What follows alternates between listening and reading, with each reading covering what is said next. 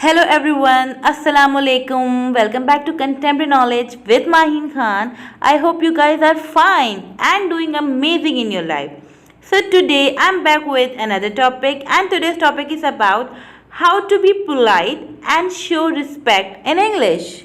Before starting my topic, if you still not subscribe my channel, what are you waiting for? If you think that I deserve your subscription, so subscribe my channel and don't forget to press the bell icon so that you can get my all latest notifications of my upcoming videos. So now let's get started.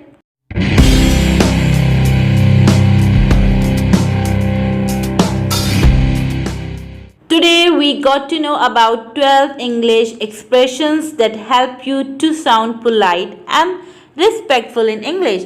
हम किस तरीके से 12 ऐसे expression या ऐसे इजहारिया जुमले use कर सकते हैं जो कि हमारी आजिज़ी, हमारी हम्बलनेस, पोलाइटनेस शो करे। किस तरह हम आजिज़ी से किसी से रिक्वेस्ट कर सकते हैं। अच्छा, when we are talking about English, तो English is all about pronunciation, workout, communication, workout.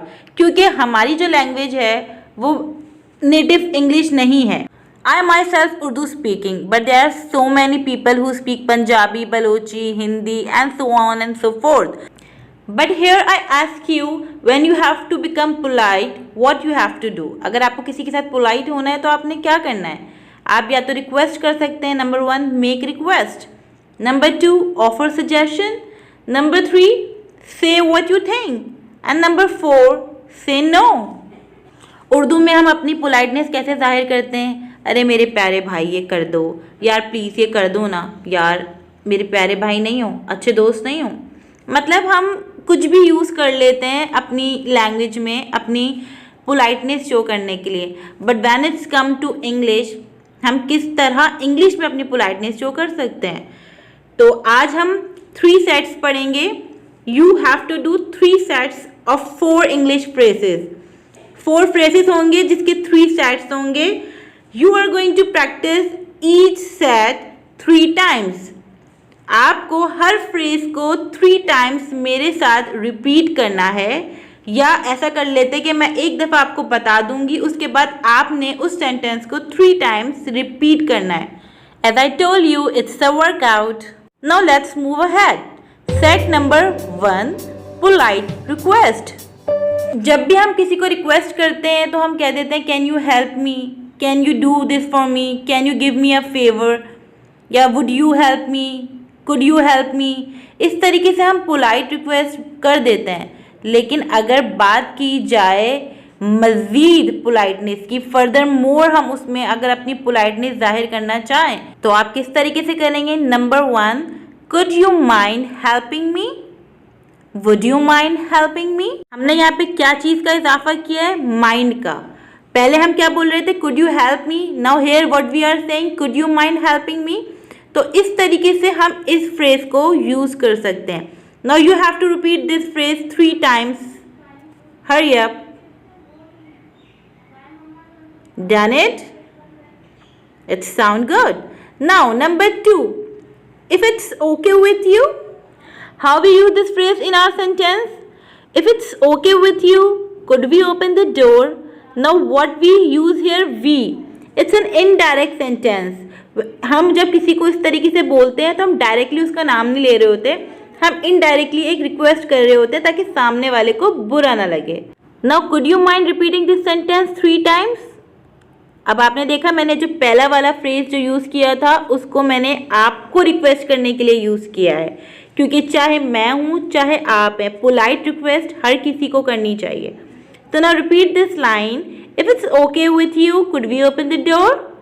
Repeat it 3 times because practice makes a man perfect. Have you done? That's good.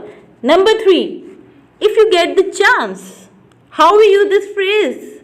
If you get the chance, could you send me that file? Now here is also we are requesting politely.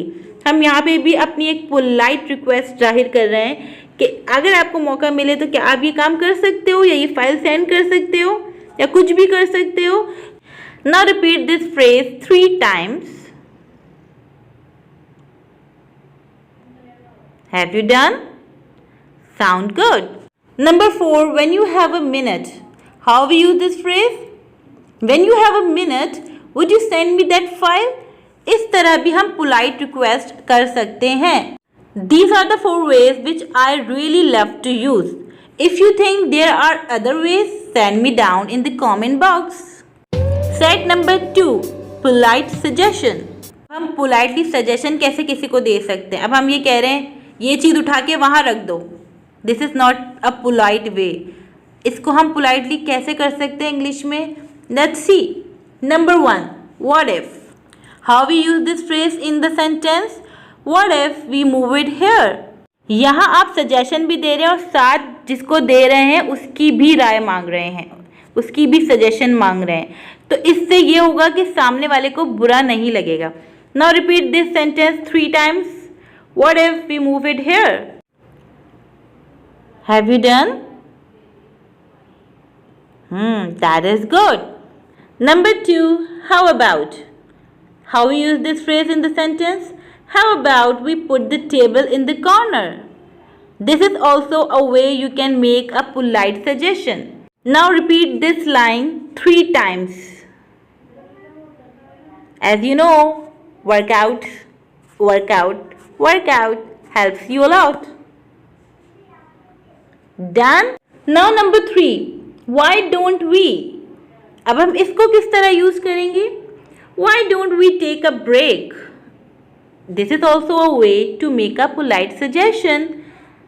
Now repeat this line 3 times. Why don't we take a break? Now come to number 4. What do you think about? इसको हम किस तरह use करेंगे? What do you think about practicing one more? यहाँ suggestion दी जा रही है कि आपके ख्याल में अगर हम एक दफ़ा और प्रैक्टिस कर लें तो कैसा लगेगा. Now speak this line 3 times. Are you doing with this? Okay, what do you think about practicing one more? No, I am suggesting you. I am showing my polite suggestion to you. मैं यहाँ आपसे कह रही हूँ कि आपने 3 दफ़ा repeat कर लिया है, तो क्या अगर आपके ख्याल में एक दफ़ा और रिपीट कर लिया जाए तो कैसा है? तो here I am suggesting you, I am giving a polite suggestion to you. So these are the ways. If you think that there are other ways of polite suggestion, send me down in the comment box. Set number 3. Say no politely. How we can say no politely? अगर हमें किसी को मना करना है तो हम उसको politely कैसे मना कर सकते हैं? Number 1, I am afraid. अगर हमें किसी को मना करना है या अगर हम कोई काम नहीं कर सकते तो हम सामने वाले को ये कह सकते हैं I am afraid I can't make it. अगर हम डायरेक्ट बता देंगे कि हमसे नहीं हो सकता तो वो बुरा लगेगा. इससे एटलीस्ट ये होगा कि that you are trying. Now repeat this line 3 times. I am afraid I can't make it. Done? Okay. Number 2, unfortunately. हाँ, unfortunately को कैसे सेंटेंस में यूज करेंगे?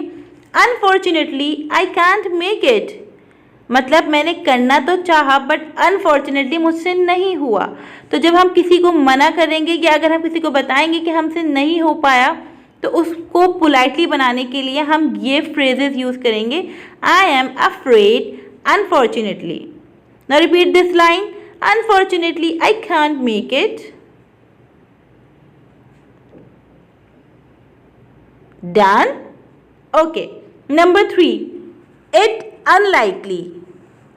अब हम इसको कैसे यूज करेंगे? It unlikely I can make it. Like मुझे ऐसा नहीं लग रहा कि मैं ये कर सकती हूँ. I doubt it I will make it. मुझे डाउट है कि मैं ये कर सकती हूँ कि नहीं. So this is the way to say no. Okay. Now repeat this line 3 times. Do practice with me please. Thank you. That is good. Number 4, I am not sure. अच्छा, ये वो वाहिद सेंटेंस है जो हम अमूमन जनरली यूज़ कर रहे होते हैं अपनी कम्युनिकेशन में, अपनी कन्वर्जेशन में. That I am not sure I can make it. मुझे श्योरिटी नहीं है कि मैं ये कर सकती हूँ या कर सकता हूँ.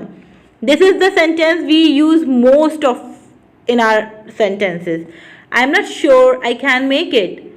So these are the 4 ways to say no politely. If you think that there are other ways to say no, send me down in the comment box.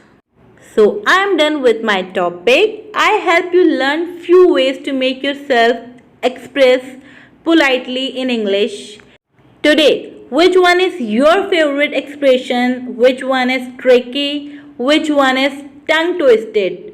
तो आपने मुझे ये बताना है कि किन सेंटेंसेस में आपकी टंग ट्विस्टर हुआ, कौन सा एक्सप्रेशन आपको पसंद आया, कौन सा आपको ट्रिकी लगा. You have to tell me in the comment box. So before going, if you still not subscribe my channel, what are you waiting for? If you think that I deserve your subscription, so subscribe my channel and don't forget to press the bell icon so that you can get my all latest notifications of my upcoming videos. So it's time for bye bye. Take care yourself and keep remembering me in your prayers. I'll back soon with another topic. Till then, Allah Hafiz. Thank you so much. Thanks a bunch. Thanks a million.